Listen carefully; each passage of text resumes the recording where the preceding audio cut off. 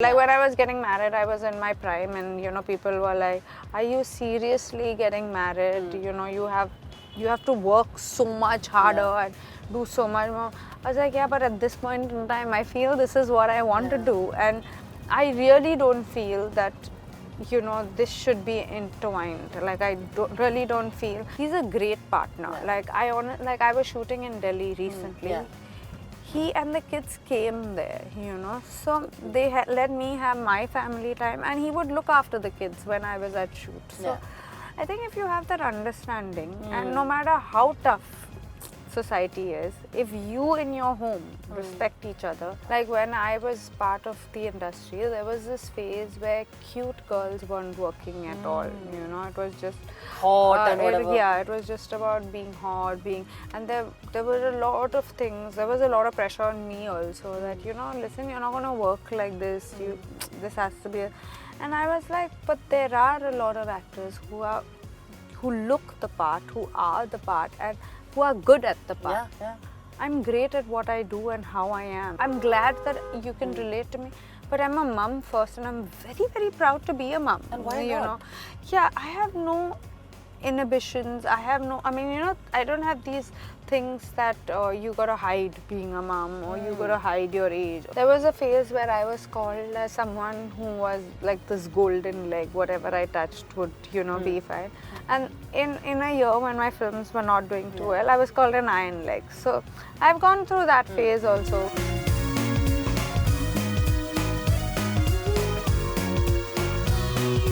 Hello everyone, I'm Rudrani, and today this is a very special episode of Speak Easy, where instead of sitting somewhere, we planned to do an interview in this beautiful car. Who does this car belong to? Well, it belongs to someone who is absolutely adorable. She's someone who's been real, who's right now all over the internet because of her cute reels and because of who she is. I'm talking about the very, very talented Genelia Deshmukh. She's my guest for today. So let's go and start this journey. Let's go.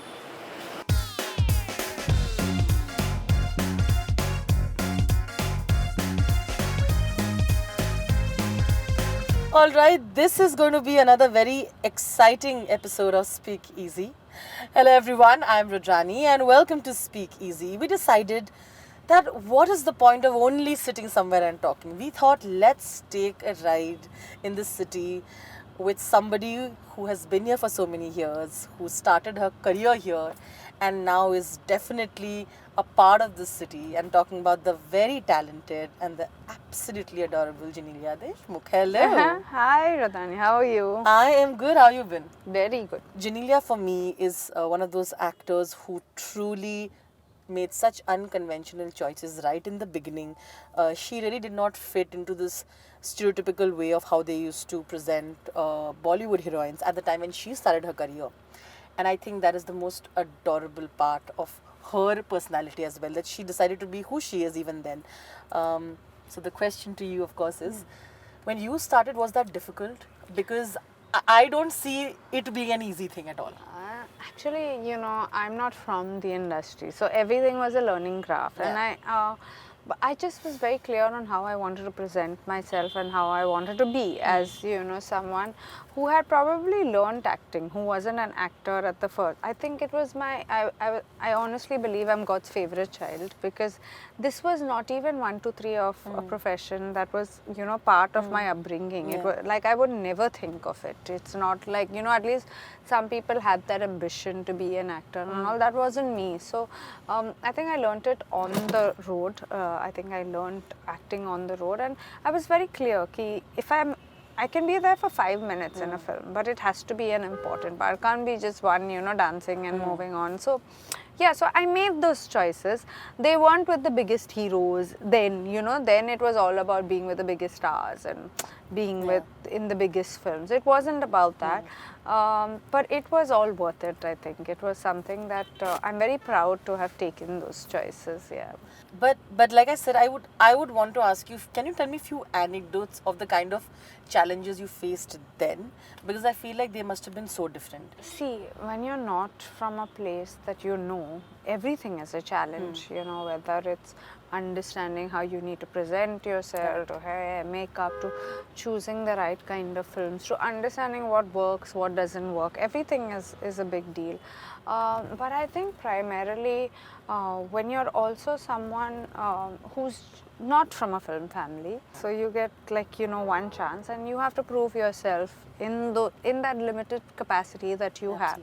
Thankfully, and I honestly don't think it has anything to do with talent, but it has a lot to do with hard work and a lot to do with luck, you know. That Talent also. yeah. No, I mean, I've seen a lot of talented kids, you know, and it's also a part of having that 1% luck, which plays such a big role, you know. So I think things favored me a lot. There can't be one zone where you'll say that I wasn't hardworking, because I've really worked hard. But apart from that, I think, like I said in the beginning of the interview, I'm God's favorite child. Like, I just think I am. And from all of that, you know, you became a rage during Genelia Deshmukh, right? Yeah. And everybody was like, you know, she's Yeah, the yeah. next big thing. And you eventually did kind of, I think you was, and at that time, Yes. where they used to always tell actors that it's important that you keep doing films Yeah. rather than just be so picky about Yeah. it. You still didn't go that Yeah, route. I didn't. What were the kind of advices that you didn't take? When you're an outsider particularly, you have the whole world giving you advice. Yeah, absolutely. Like, I know a couple of big films that I was supposed to be part of, Yeah. and which I didn't feel right about, which I took a stand to say no. Yeah. Like, and it was at that point in time, people were like, this is an industry that runs on ego, you're making such a big mistake. I said, yeah, but if I'm not comfortable in that zone, I'll never be able to perform, you know, I'll never be able to bring a part of me to that character or to the table, like, you know. So I was very clear on certain things that that I followed, and like you said, you know, to say no was a big deal, and I did. Like I was launched in 2013. And egos were hurt. Yeah, 2003. I did a film in 2004 in Hindi, and then I went to the South, and I was doing great work there. And people were like, but why are you going there? Like, why can't you work here? But I chose that because I enjoyed my work there.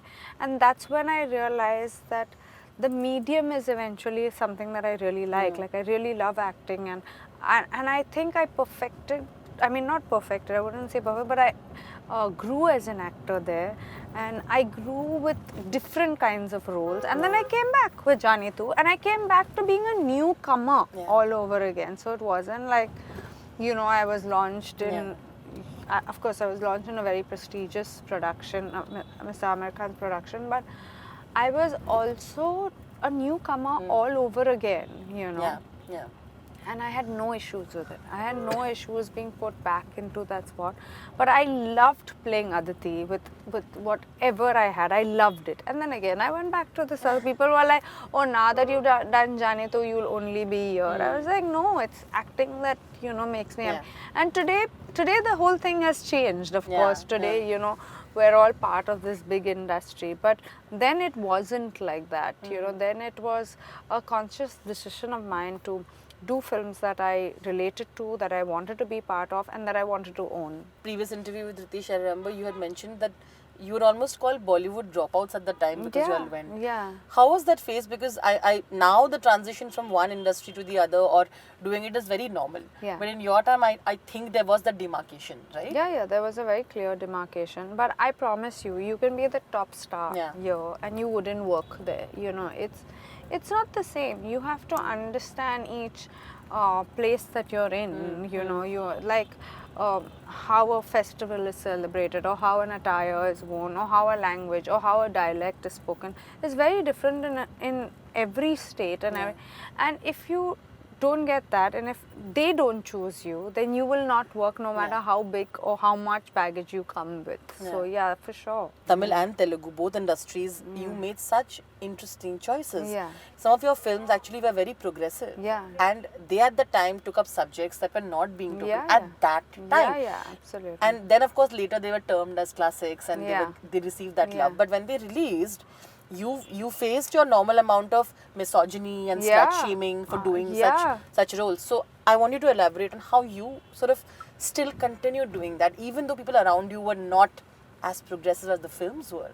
No, so the thing is, I detach. I do my job and, I let go after that. It's very tough because there was a phase where I was called as someone who was like this golden leg, whatever I touched would, be fine.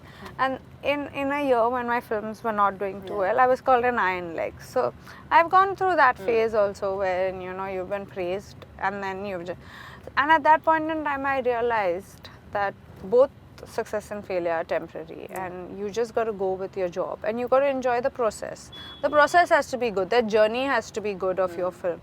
So yeah, I did make a lot of choices which thankfully eventually went on to become cult films over Classics, there. yeah. Classics. And again, I think that I've been blessed. I mean, apart from having the guts to do that, like when I was getting married, I was in my prime, and people were like, "Are you seriously getting married? You have to work so much harder and do so much more."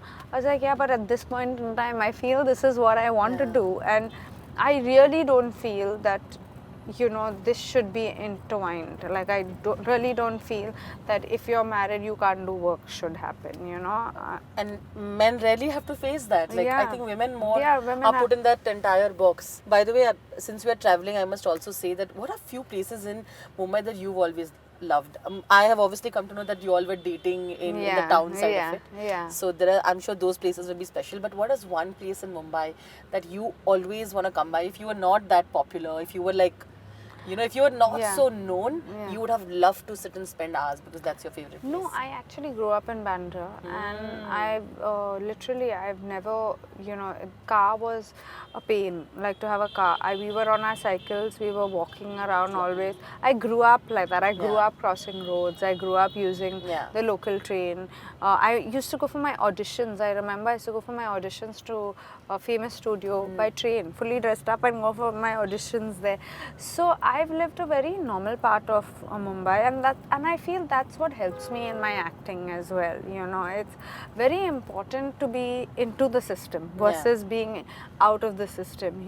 So if you ask me, Bandra's Carter Road is one of my most favorite. Worli Sea Face, me and Riteish still walk. I mean, so you do have people coming to you and clicking pictures, and then sometimes you have to say no, I'm with family, and sometimes you oblige, and sometimes when it's your private time, you're fiercely protective over that 100%. Private time.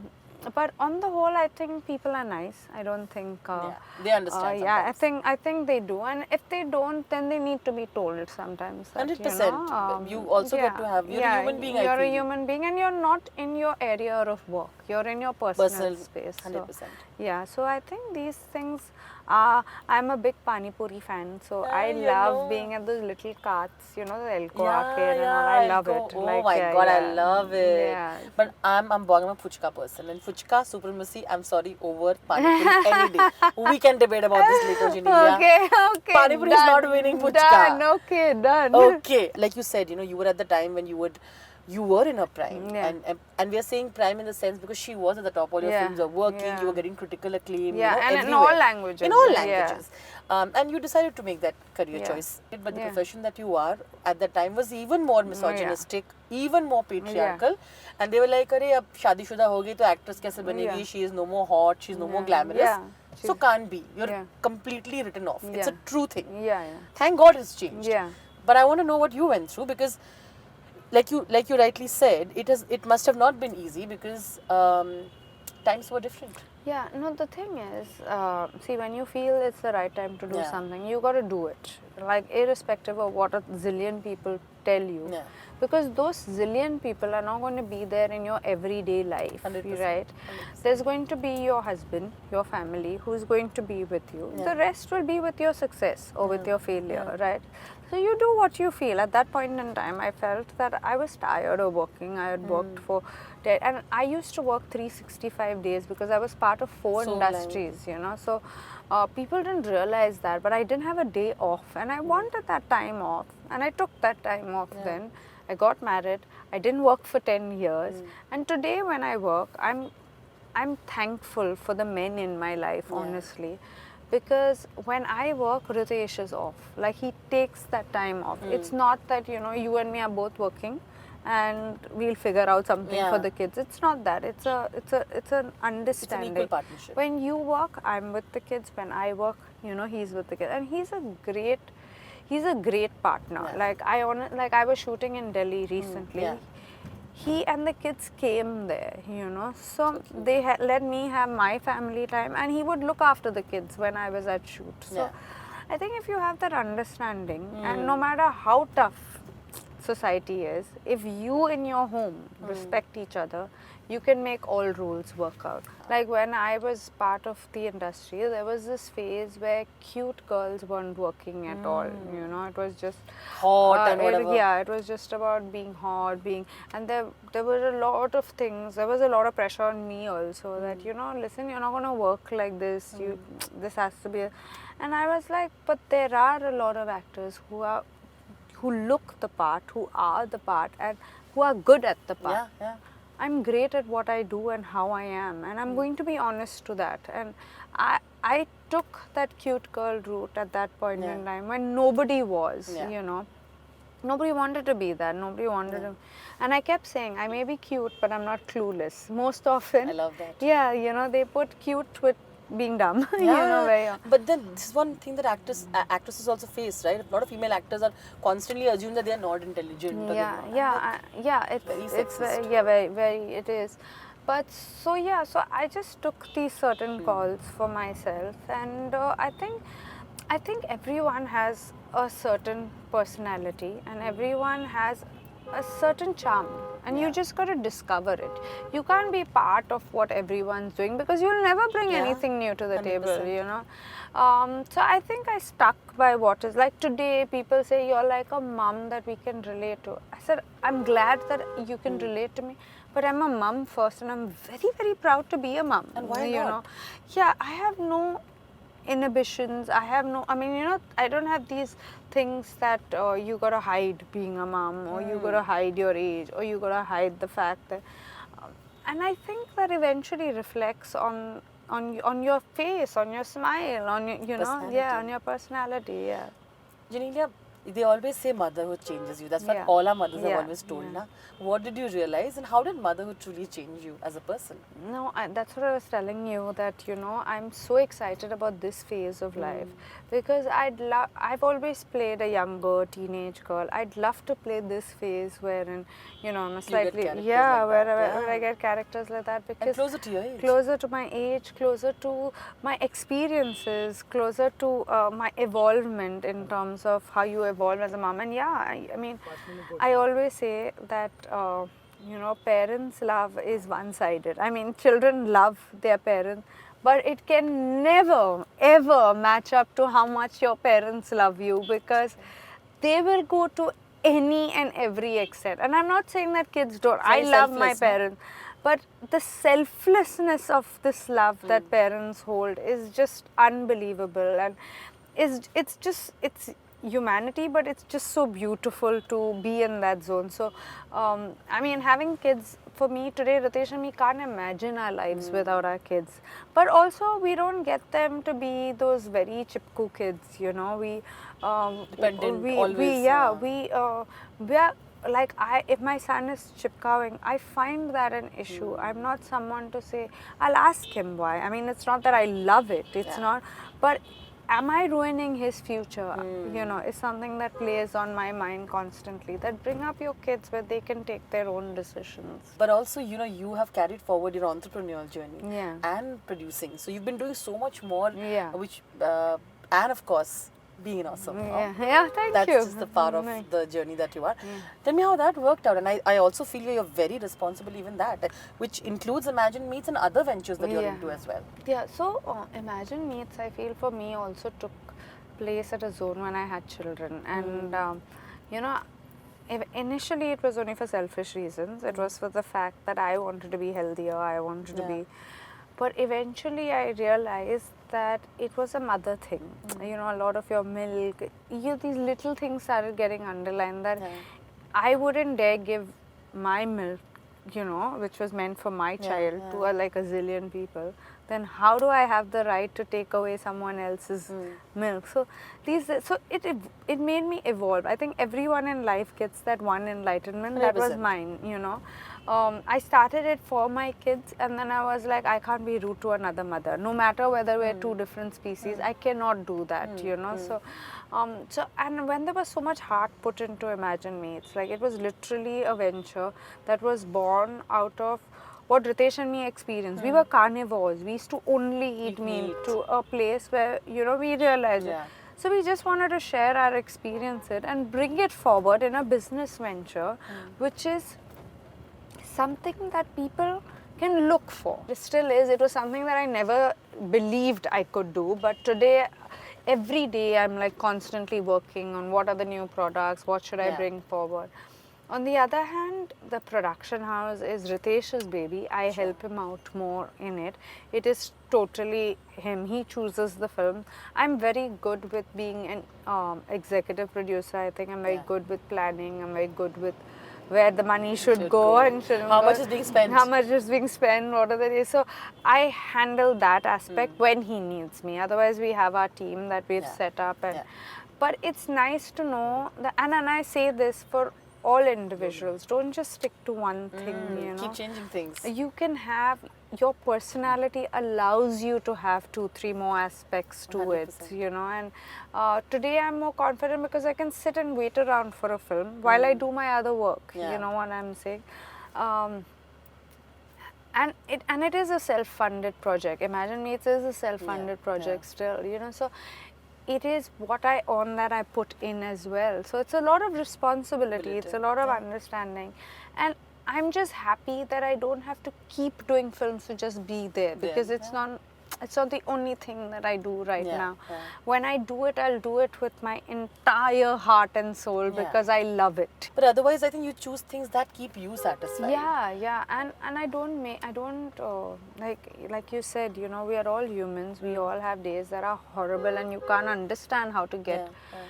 But I'm not harsh on myself when I have those days. You know, like there are days where I get upset with my children and I'm a flawed mom on those days. Like very often I'm a flawed mom, you know. Everybody is. But everyone is. And don't let another mom say, how can you do that? Because they don't know what your circumstances are. I always say this. I said, no mom in this world is doing something wrong for their child. Not after those 9 months. It is not like, you know. The nicknames that were very early on that you had for each other, Riteish and you, were Genie and Dholu. Dolu, yeah. Dolu. Yeah. What is the significance of that, and have these nicknames transition into anything else now? No. They're the same. They're the same, yeah. What is the significance behind No Dolu? significance. Just like doll ka Dolu happened. I don't know how it happened. It happened, yeah. But that's cute. What do you have weird nicknames for Riteish? No, I think this has been my nickname forever. And he's just called me Jeans, Jinsy. You're on social media and all the love that you received by accident, right? Yeah. Like Riteish ne kaha karo, and then you were like, now I'm enjoying it, I'll do it. Yeah. But what do you think of the entire social media influencer culture? I think there are so many more influencers. Like everyone thinks, you know, today. Apart from that, I feel that is ruining these little kids. That's exactly what I was coming with. You know, a lot of them have the ability to do so much more. But if one reel works, they all believe that, you know, that, like I've always maintained about it being temporary. So just do things with your heart. Just really do it. Like for a change, don't listen to anyone. Just do what your heart tells you to do. If you find people, and you will find like-minded people, you needn't have to please everyone. Like when I put up something, I do it for myself. This is what I want to engage with my audience, you know. I don't try to outdo someone. I've never tried to outdo You never competed with I've never tried to compete. I compete with myself, with my kids. Have you read the comments? Yeah, I do once in a while. I do. I mean, it doesn't bother you or something. I mean, honestly, I get not the worst of it. Yeah, you don't. I don't think so. Yeah, but even if I did, and if it was something that bothered me, it is my choice to stop or to go ahead. You know. So I feel that, and even with other influencers, I feel you are as good as it gets. So once you're true to yourself, like when I turned vegan, I'm still discovering being vegan as a lifestyle, right? Correct, like I've correct. recently stopped wearing silk. But there may be times that I want know and where I may fail because I don't know, not because I want to. So I keep telling people, And that's do what okay. your heart tells you, you know, like if like today I will say no to a brand that has animal protein in it, you know, but maybe if there's an event sponsored by that brand where the event is making, and not me primarily, I will do that, right? It was wonderful chatting with you, Genelia. Thank you so much for sharing your story with us. Well, that was our wonderful and fun car drive with Genelia. I had so much fun. I hope you did as well. We love to bring such stories of actors who are real, who are living their lives in their own terms. And I hope you've enjoyed this speakeasy conversation. Keep watching Zoom. Bye. Get a chance to feature on Zoom TV. Ho ja Zoomify.